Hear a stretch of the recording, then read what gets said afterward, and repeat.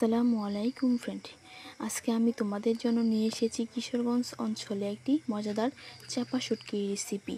তোমরা দেখতেই পাচ্ছ, এটা একটি কলার মোচা। এই মোচা দিয়ে আজকে আমি তোমাদের রেসিপি তৈরি করে দেখাবো।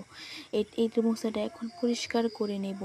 পরিষ্কার করার জন্য আমি এটার ভেতর সাদা অংশটা বের করে নিচ্ছি। এখন আমি এটা শক্ত একটা অংশ আছে, এটা এখন আমি বের করে নেব।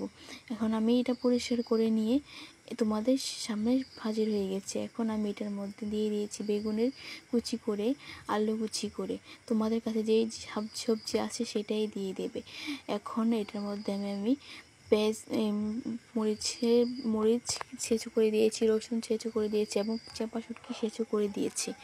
এখন আমি পরিমাণ মতো মশলা দিয়ে দেব। আমি চাপা শুটকির মধ্যে জালটা ভালো লাগে বেশি, তাই আমি মরিচটা বেশি দিয়েছি। তোমরা তোমাদের মতো দিয়ে দেবে। আর হলুদ গুঁড়ো দিয়ে দিয়েছি, পরিমাণ মতো লবণ দিয়ে দিয়েছি। তোমরা তোমাদের স্বাদ মতো লবণ দিয়ে দেবে। এখন এটা ভালো আমি আর এখন এটা আমি ভালো চুলার মধ্যে বসিয়ে দিয়েছি। এখন আমি এটার মধ্যে পরিমাণ মতো পানি দিয়ে দেব। তোমরা তোমাদের পরিমাণ মতো পানি দিয়ে দেবো। এই পানি দিয়ে আমার রেসিপির রান্নাটা হয়ে যাবে। এখন আমি এটা ভালোভাবে কষিয়ে নেব আর ভালোভাবে মশলাটা মিশিয়ে নেব।